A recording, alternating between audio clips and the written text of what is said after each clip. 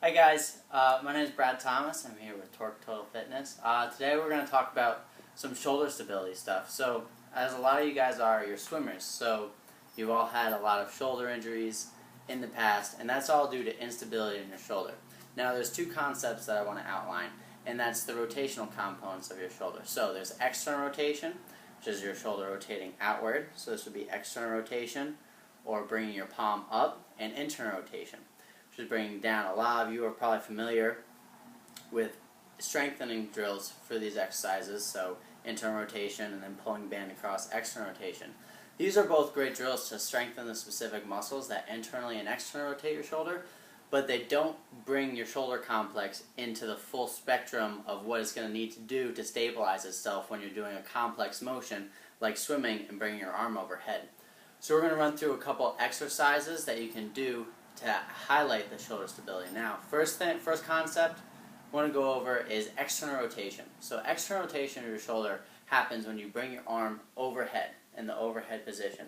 So if you look at me, when I bring my arm up overhead, my armpit is forward, my thumb is rotated backwards pointing towards the back of the room. Now I can move my forearm any way I want, but turning your thumb back is just an approximation, and that'll travel down the train to make sure your shoulder is externally rotated in the overhead position.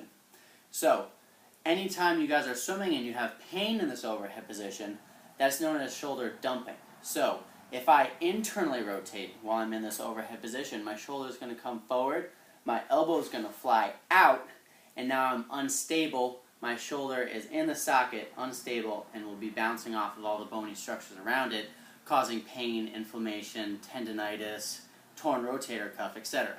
So, to strengthen your body's ability to maintain this overhead external rotation, we're going to do what's called Turkish Get Up. So I'm going to come over here. I have my 20-pound kettlebell. So a Turkish Get Up, also known as a technical get up, is just the easiest way to get off the ground. Now I'm holding the weight in this hand. As you can see, I'm already in my externally rotated shoulder position. My thumb is facing backwards, my armpit's forward. First thing I'm going to do with Turkish Get Up is pop up onto my elbow. Now, it's important I maintain the shoulder rotation. Now I pop up onto my hand, drag my leg through,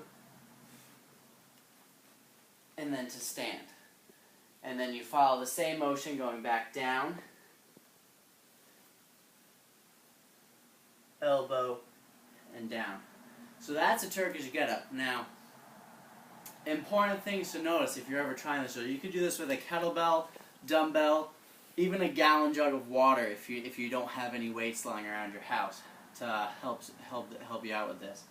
So important things to notice when I'm coming up and I'm going through this dynamic motion, I need to stop my shoulder from dumping out here.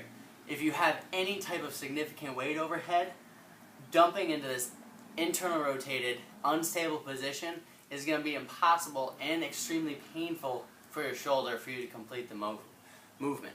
Now, another exercise I want to outline, I'm going to switch to my left, is the Kettle Bell Windmill. You can also do this just like before with a dumbbell, gallon jug of water, any type of weight you can stabilize overhead. So, the Kettle Bell Windmill starts out as starting overhead. So, I want to press the kettlebell up in this stable position, so my thumb is rotated backwards.